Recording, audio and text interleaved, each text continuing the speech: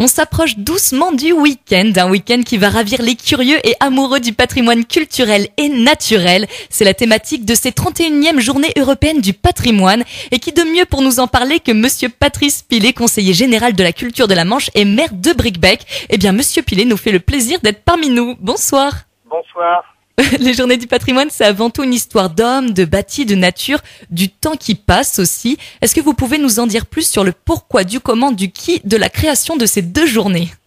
Eh bien, bon, les journées du patrimoine, effectivement, comme vous le dites, c'est fait pour faire découvrir à l'ensemble de la population tout le patrimoine, tout ce qui est élément patrimonial qui entoure cette population et qui est parfois soit ignoré, soit pas suffisamment connu. Et c'est donner la possibilité à tous les habitants de pouvoir, à un moment de l'année, fréquenter ces sites. Et généralement, c'est gratuit, donc ça permet à des gens qui n'auraient pas forcément l'opportunité d'y aller de pouvoir en profiter pour aller visiter les sites qui sont à proximité ou parfois des sites qui sont plus loin de chez eux.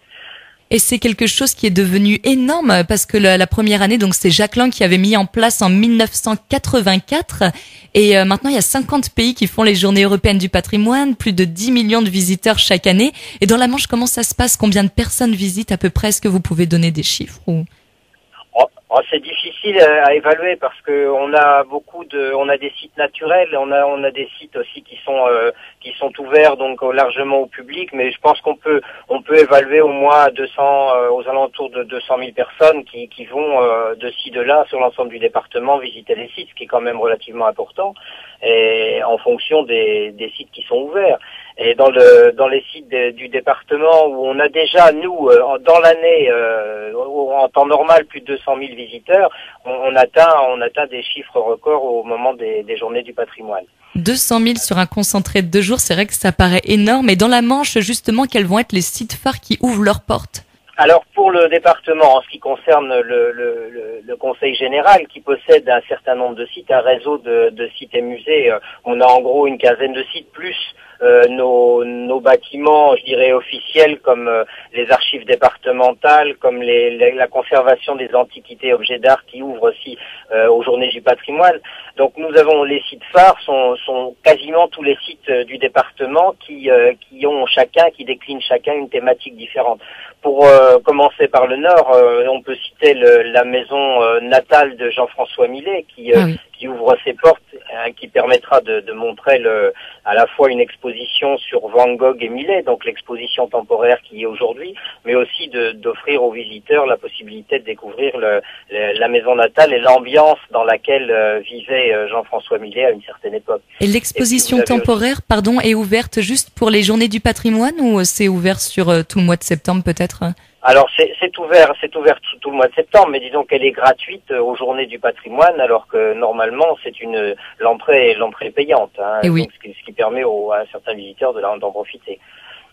Et puis toujours pour parler un petit peu du Nord, il y a aussi la maison de Jacques Prévert, où là actuellement en exposition temporaire on présente les personnes qui ont travaillé avec lui dans le domaine de la chanson, à la fois les compositeurs, les interprètes, donc puisque Jacques Prévert était parolier, et donc tous ces complices d'une certaine époque. On citera Yves Montand pour les chanteurs, on peut citer Joseph Cosma pour les compositeurs, donc des personnes qui ont travaillé avec lui pour élaborer des tubes de l'époque, je dirais. Donc là, et puis bon, bien entendu, pour le département, ce qui compte comme site important, c'est aussi l'île Tatillou, où là on a une exposition temporaire, un certain nombre.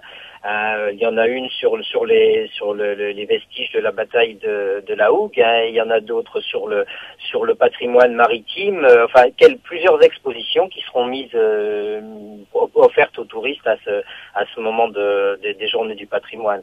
Et puis bon, si on décline chaque site avec ses spécificités, c'est l'Ermitage Saint-Gerbaud dans le centre de la Manche, du côté de Coutances, c'est le musée de la poterie dans le sud de la Manche, le musée du granit aussi, l'écomusée du Mont-Saint-Michel. Donc un ensemble de sites qui aujourd'hui sont ouverts aux visiteurs, mais avec ces sites-là, il y a aussi tous les sites naturels, comme la tourbière de la Lande-Mouton pour découvrir ce que c'est qu'une tourbière.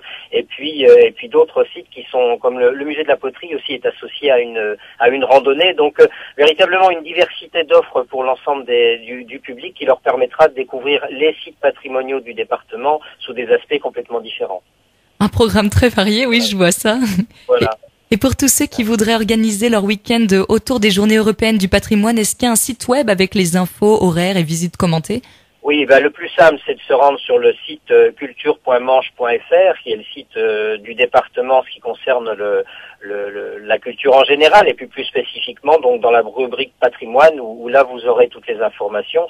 Mais de toute façon, sur la page d'accueil du Conseil général de la Manche, vous aurez une icône qui permettra d'accéder à toutes ces informations. Très bien, définitivement, c'est un très très beau week-end qui s'annonce, riche en découvertes, je vois ça. Monsieur Pilet, merci beaucoup d'avoir partagé toutes ces infos sur nos ondes.